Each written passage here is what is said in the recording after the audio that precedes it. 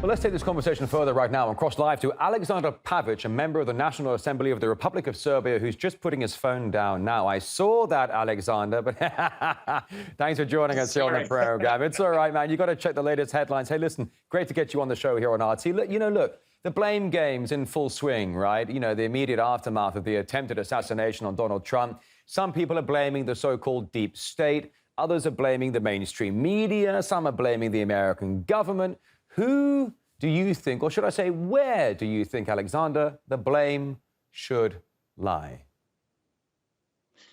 Well, all I know is that whoever supports, total constant war, whoever supports a war in Ukraine, escalation, expansion of NATO, I don't remember their lives being in danger. It's always these other guys who are for peace, who want some sort of negotiations. You know, they always wind up either threatened or actually being killed.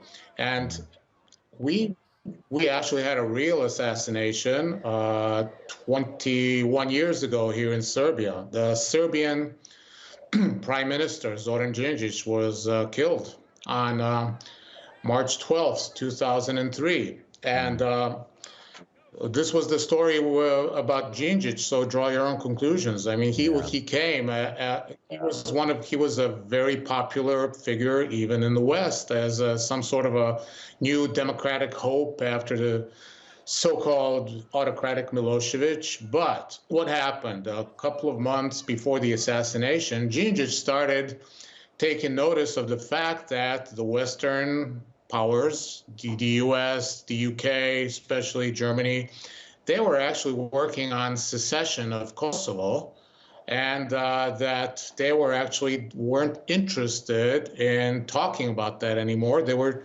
pushing toward independence, which happened a few years later, 5 years later. And so Đinđić started talking about it in public, and he said, this can't happen without Serbia. We have to talk about this. Otherwise we have to reconsider our relations with everyone. So what happened?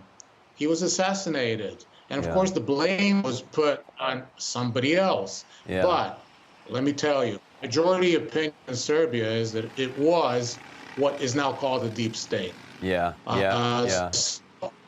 would say when Fico was shot at, we've made immediately a parallel with others, like even with Đinđić. Fico is against war in Ukraine. He's against this military-industrial complex that just wants to keep expanding. I'm so glad you've jumped in on this, and I apologize for interrupting you, mate. But it seems to me that generally speaking, if you are a politician or even a world leader, if you're pro-peace and anti-war in Ukraine, you're going to get a bullseye on you real quick, because we're seeing, whether it's Serbia's Vučić or Viktor Orban or the Slovak Fico, because when Fico was shot, I heard that Orban and Vučić had also been told, run for cover, you might be next. You need to boost up your protection because you guys might be next in the firing line. So, I think you make a good point there, Alexander. And if I can just bring you up to my next question, because,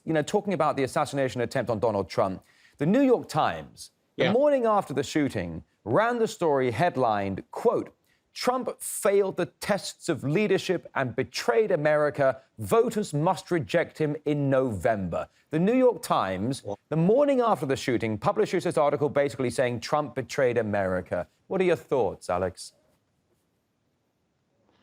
Well, my first thought is that they're laying the groundwork for the next assassination attempt. Yeah. Because, they've been busy morally disqualifying and discrediting Trump, not just for months, but for years.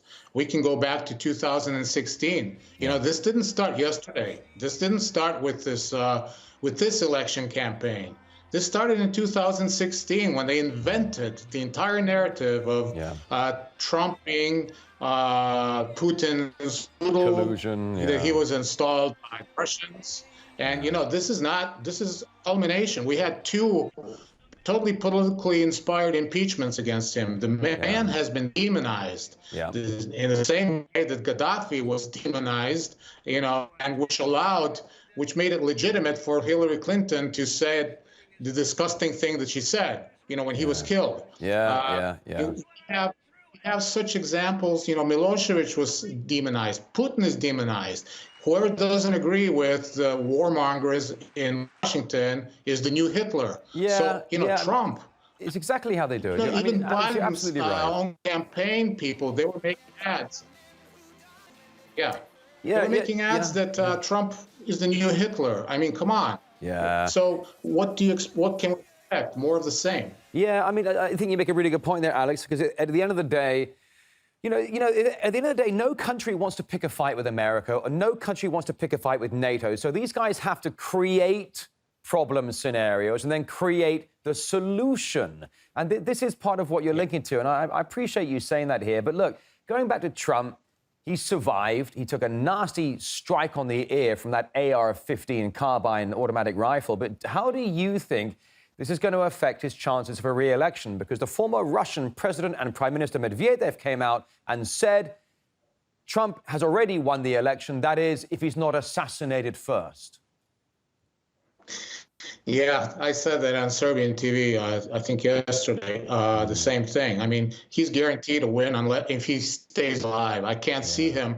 The thing is, he's now a victim, and it's going to be much harder for even the Biden campaign to demonize him. They've already given up on some of these ads that were making him into, I don't know, a new monster, Hitler, etc. So it's going to be very hard unless the election is totally stolen, even more than in 2020, or unless the next time they really do get Trump, I can't see him losing. So how is the deep state going to react? How is the liberal camp going to react? How is the Democratic Party going to react? Are they going to maybe start a war to deflect, to try to regain some of the presidential authority that Biden still has? We're not out of the woods yet by a long run. So it's going to be really dangerous in the next months. Listen, mate, you're not alone with that sentiment, Alex. To be honest with you, I've actually been saying it for months now. With November looming on the horizon, we could have a hot war. Biden has a fatal fall down the stairs. Trump gets assassinated. I've been saying this for ages. Something's going to go pop, because the ruling establishment in the United States will do anything to stop Trump from getting back into the Oval Office. And just quickly, Alexander, I've got to wrap this up, but do you think the assassination attempt on Trump 36-plus hours ago is potentially just the beginning? You think there might be more problems between now and November? Yeah, I anticipate more problems. Absolutely.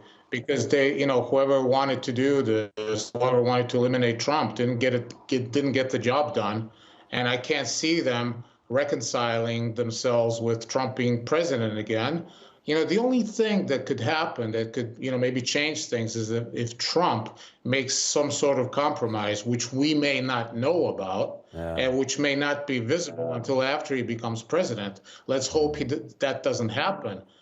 Otherwise, I expect even more turbulence over the next few months until November. Who knows what can happen until November. And basically that sentiment seems to be the broader sentiment as well. And I'll join you on that too. Alexander Pavиć is member of the National Assembly of the Republic of Serbia. It's so good to get you on the program. Thank you so much for joining us. Oh, thanks, Rory. Long time no see. Hope to see you again real soon. Looking forward to it. Thanks, Alexander.